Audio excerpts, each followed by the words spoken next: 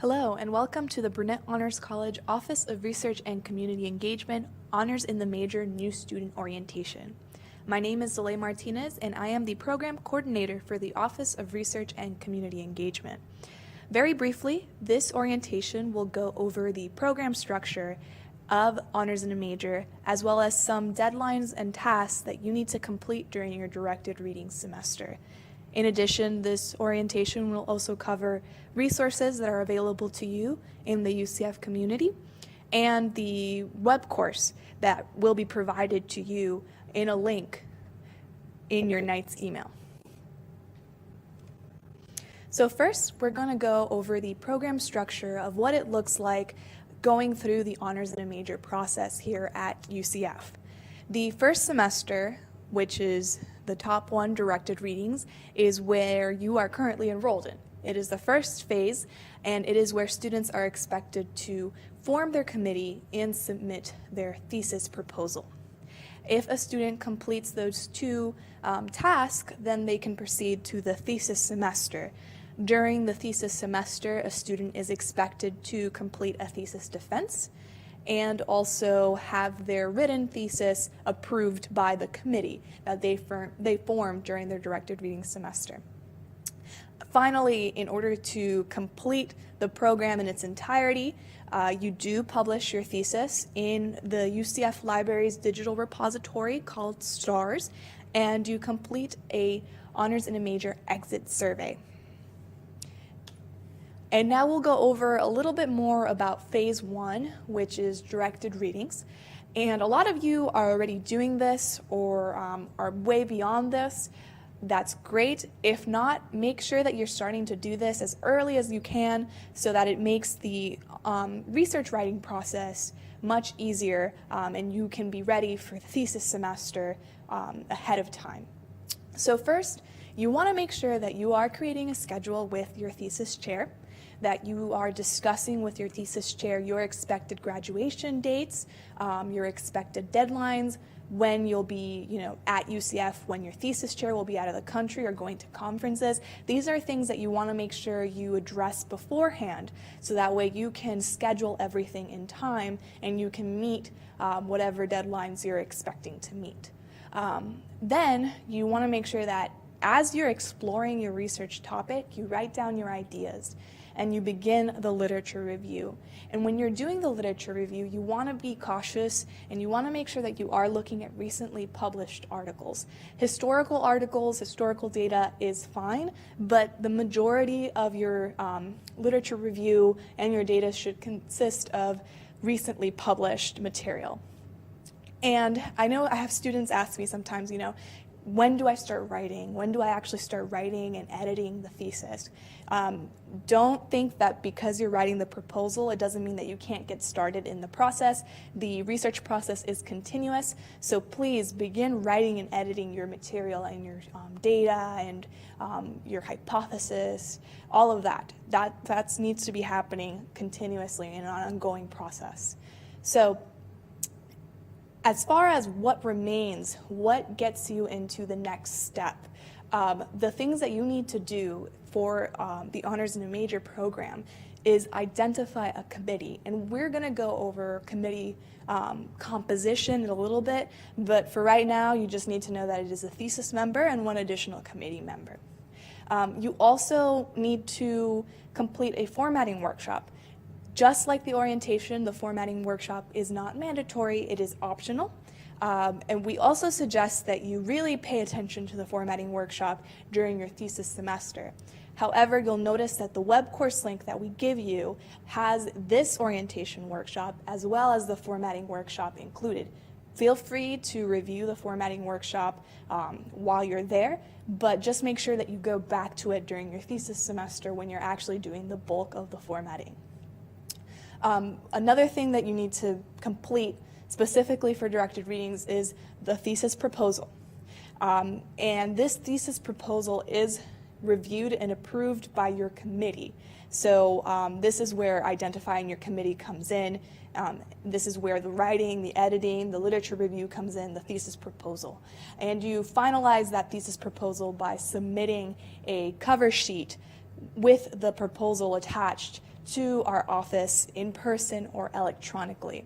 When you submit your proposal with the cover sheet, and the cover sheet is pretty much a sheet that has the signatures of your thesis chair, the additional committee members, the HIM coordinator or department chair, and our director, which you wouldn't receive that signature until you come into our office or send it to us via email. But we'll go over that a little bit more when I go over to additional resources. But if you submit this thesis proposal with the cover sheet, then you can be given a registration form to continue on into the thesis semester. If you as a student realize that you need more time, you can't do this in one semester, or you can't meet the deadline posted, then that is perfectly okay. If you are not looking to graduate in the spring, then you can go ahead and submit a request for directed readings 2. And directed readings 2 can be 1 or 3 credit hour course. Now, just like any other registration for thesis, you do need to request the registration form. This is not going to be available online.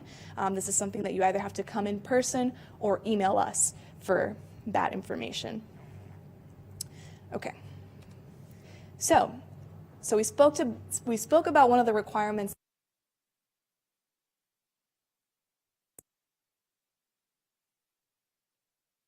It has to be at least 2 members. And just so you guys know, this is fairly new. We've changed the requirements. So if you do see materials from old printed pamphlets, or if someone says, hey, I thought it was like this, just let them know, or just discard that material. And just know that this is the new updated committee formation requirement, eligibility requirements. So you can go by this and by the resources that you're going to have in the web course link that we send you. So the 2 members, the first one is your thesis chair, which many of you have already in order to get the signature to register for courses. The thesis chair is required. They have to be UCF tenure or tenure earning faculty. And they also have to be a subject matter in the major, subject matter expert in the major. Your second committee member, this is going to be a required member, and this person can be within or outside of the major.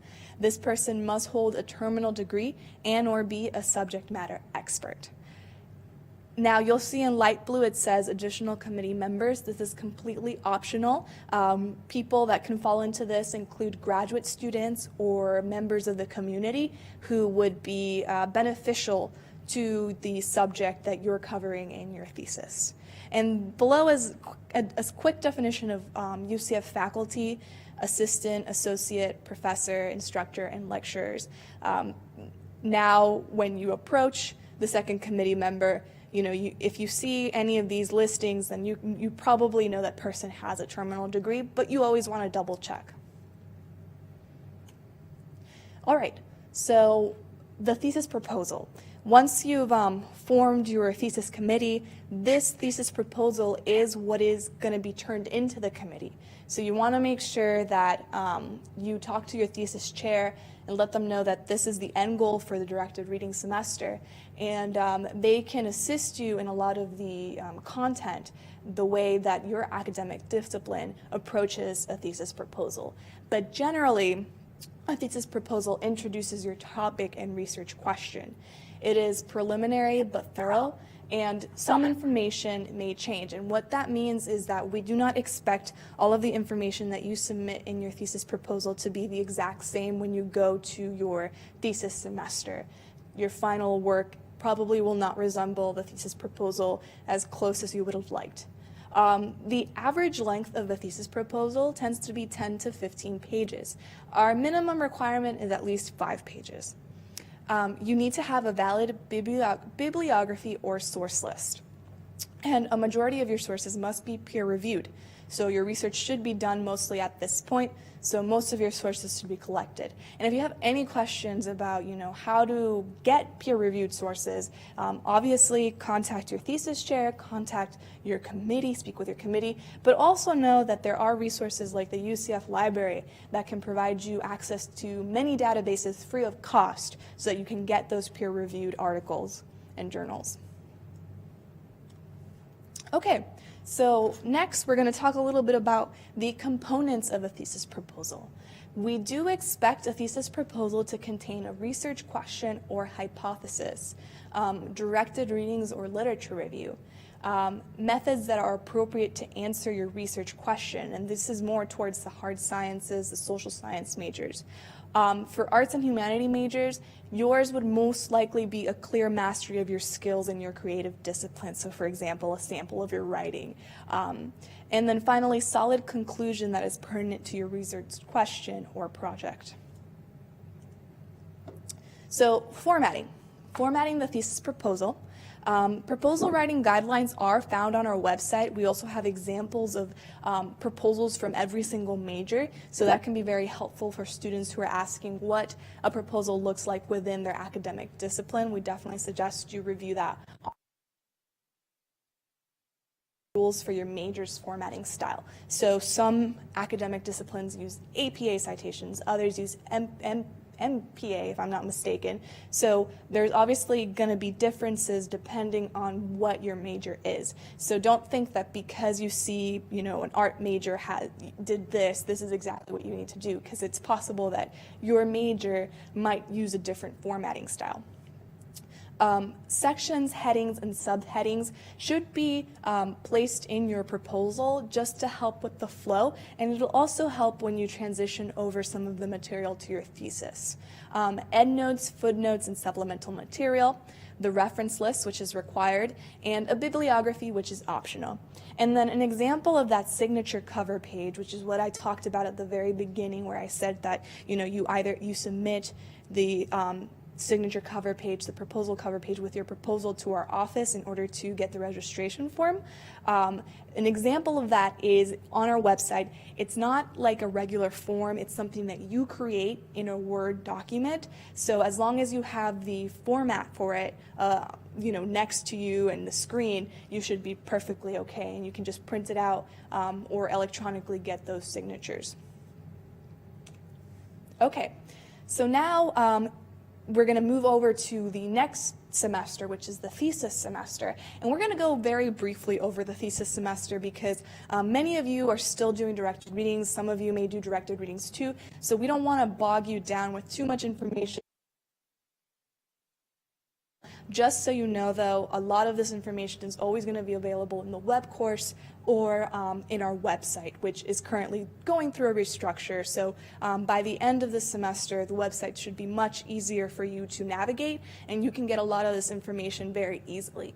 But like I mentioned before, the thesis process, the thesis semester, thesis one, begins when you complete your proposal and we hand you the registration form and you come back and you register for thesis one for 3 credit hours. During the thesis process, this is really where you're going to do the heavy research objective. So you'll notice here that this guideline of what the research process looks like includes both semesters.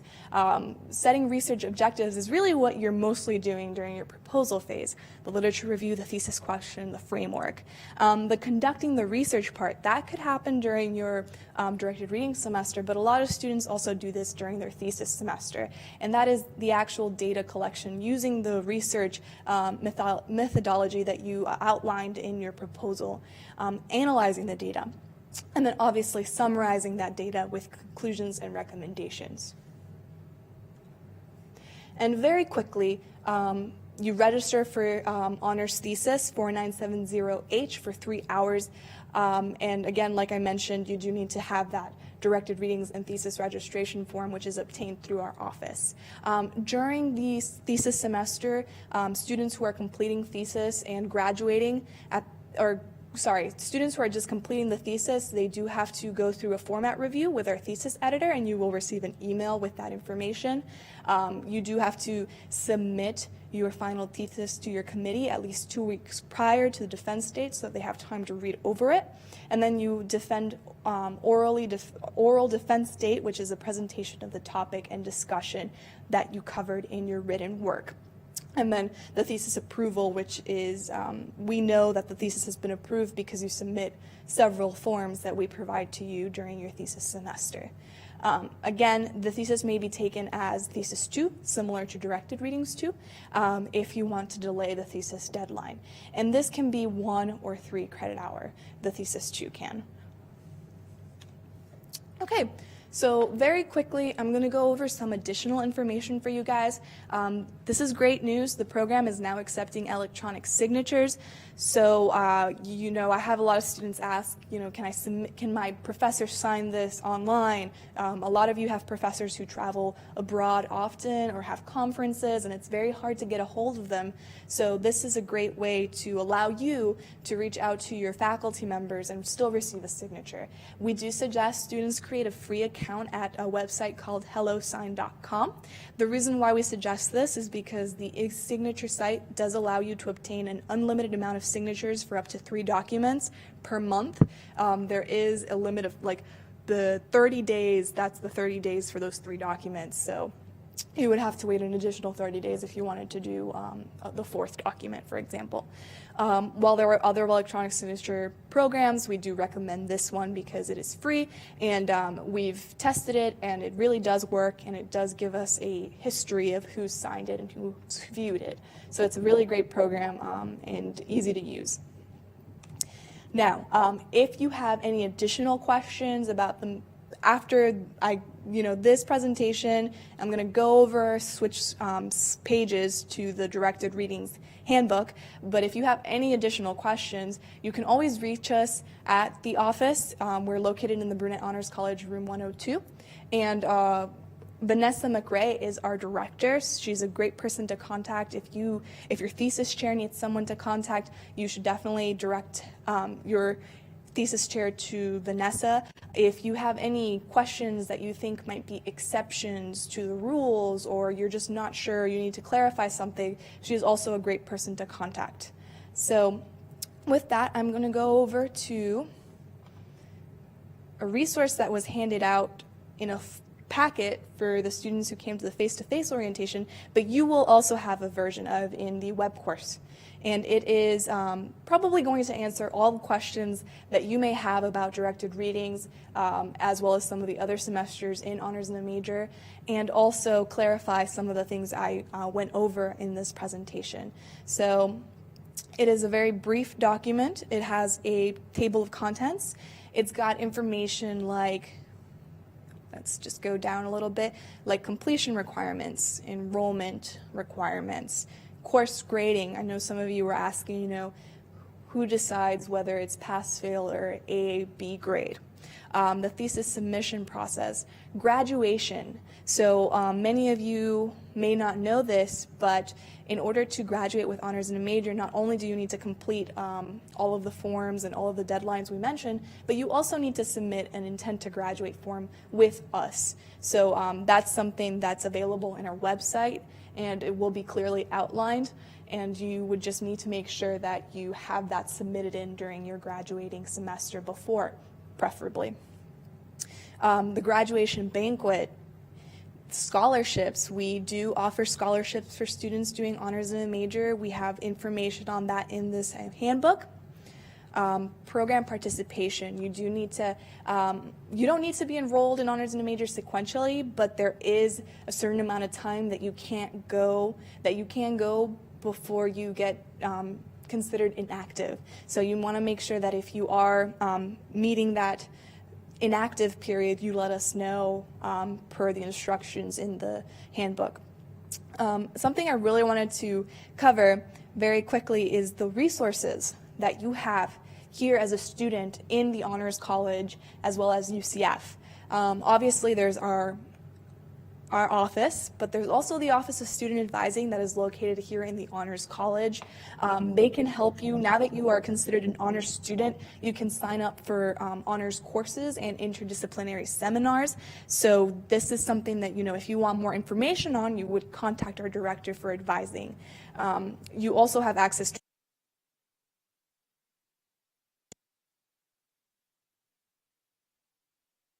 print research posters. So these are some of the things that you have now as a student in the Honors College. You also have access, just overall as a UCF student, to the Office of Prestigious Awards, which is located in our college. And a lot of you guys are qualified. You possess the qualities that are found in successful candidates for prestigious scholarships. You can now be a member of Honors Congress. They have a variety of social, academic, and volunteer activities, so they're a good resource for students looking to become more involved. So for research preparation and support, now, the UCF Library, I mentioned them before. Some of you may have seen the emails I sent out about workshops that they are holding. They have a complete series on publishing and distributing your research materials. They are a great resource, so definitely attend some of those workshops, go to their website, speak with their subject librarians. You'd be surprised the amount of resources the UCF library system provides.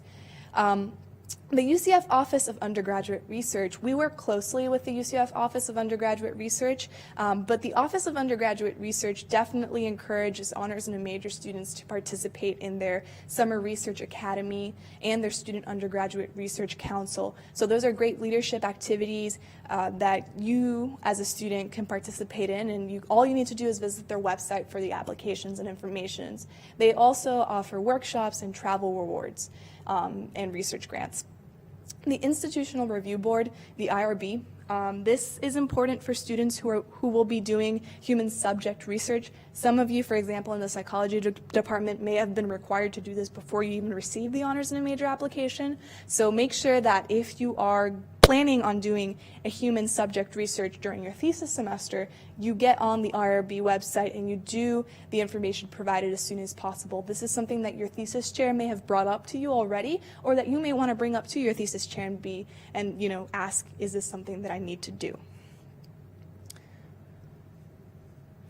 Okay, last but not least, academic presentations and publication. Now, you obviously, once you complete your thesis, you do have to put it out into the UCF library, but it doesn't stop there. As a student, you can take it further. You can put it in the UCF Undergraduate Research Journal. You can showcase your work at the Showcase of Undergraduate Research Excellence, and you can go to their website, and they have a lot more resources for you. But just so you know, you are not because you're doing honors in a major, that does not mean that you cannot use your research for other conferences or for other experiences. You are definitely allowed, as long as your thesis chair agrees and your committee is okay with it, to decimate your information wherever you would like. Writing support. So there's the University Writing Center. They're a great resource for you if you need formatting help, or if you need content, the way your grammar is. This is a good place to go, but they do expect students to not wait till the last minute, so you want to make sure you see what the times are and when they want, for a certain amount of word count, how early they want the work, and what's the expected turnaround, if it's a week or a month. That's something that you want to keep in mind. And like I mentioned before, the e-signature software is here as well. Again, these are some repetitive, some things that we covered in the presentation: thesis chair eligibility, completing the registration agreement, course overrides. Some of you may have questions about that. More information on the directed readings course. Again, a little brief overview of the thesis proposal, formatting the proposal cover page, the length of the proposal, submission, and proposal examples. So everything that you could possibly have a question for is probably in this handbook. However, like I stated before, if you still have questions, please feel free to email us and to contact us. We are always here. Our website has our appointment times and drop-in hours, so you could always just schedule an appointment or come in during our drop-in hours as well.